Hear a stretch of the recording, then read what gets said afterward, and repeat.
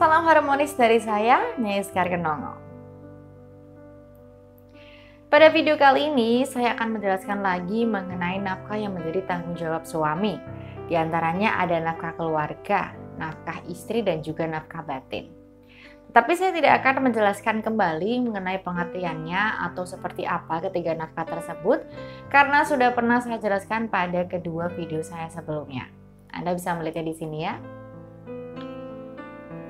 Jadi di sini saya akan menjawab pertanyaan klien saya yang menanyakan dari ketiga nafkah tersebut manakah yang lebih penting dan perlu menjadi prioritas supaya keseimbangan energi dalam rumah tangga itu bagus dan tidak mudah terserang energi negatif seperti pelet misalnya.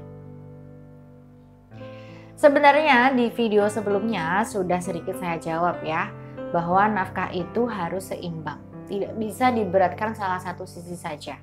Tetapi jika memang keadaan Anda tidak bisa memenuhi ketiga nafkah tersebut sekaligus secara seimbang, maka perlu dibuat prioritasnya. Memang ketiga nafkah di atas sama-sama penting ya, karena memang menjadi kebutuhan dalam sebuah keluarga.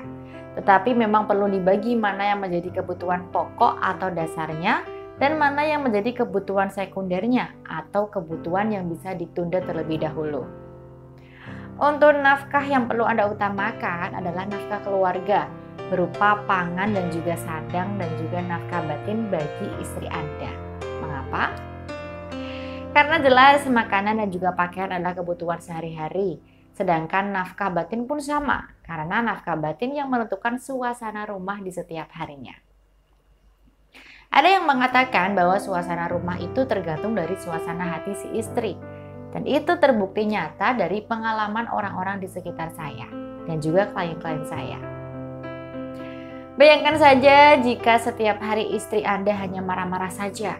Suasana seperti apa yang Anda rasakan di rumah setiap harinya? Pasti terasa tidak nyaman karena ikut terbawa emosi. Dan jadi tidak betah, jadi inginnya pergi dari rumah saja. Iya tidak? Hal ini juga lah yang sering membuat rumah tangga hancur, bahkan mudah sekali munculnya pihak ketiga hingga terserang pelet.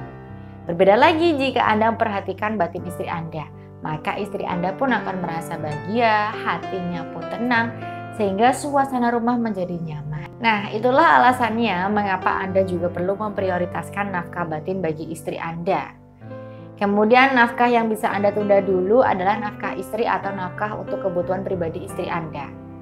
Saya tahu bahwa seorang suami itu pasti akan berusaha memenuhi kebutuhan pribadi istrinya. Ya, seperti membelikan make up, tas, sepatu, atau jalan-jalan dan sebagainya. Tetapi jika Anda merasa belum mampu melakukannya, maka jangan dipaksakan.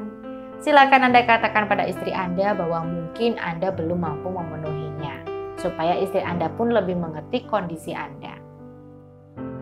Nah, itu tadi sedikit penjelasan dan sedikit saran bagi Anda yang mungkin masih bingung untuk memfokuskan nafkah yang mana dulu. Yang penting disesuaikan dengan kondisi Anda dan juga tetap ada komunikasi antara Anda dan juga istri. Saya rasa cukup untuk video kali ini. Jika Anda masih memiliki pertanyaan terkait nafkah atau mungkin permasalahan rumah tangga yang lain, Anda bisa menanyakan di nomor 0812 1800 907. Salam harmonis dari saya, Nyai Sekar Kenongo.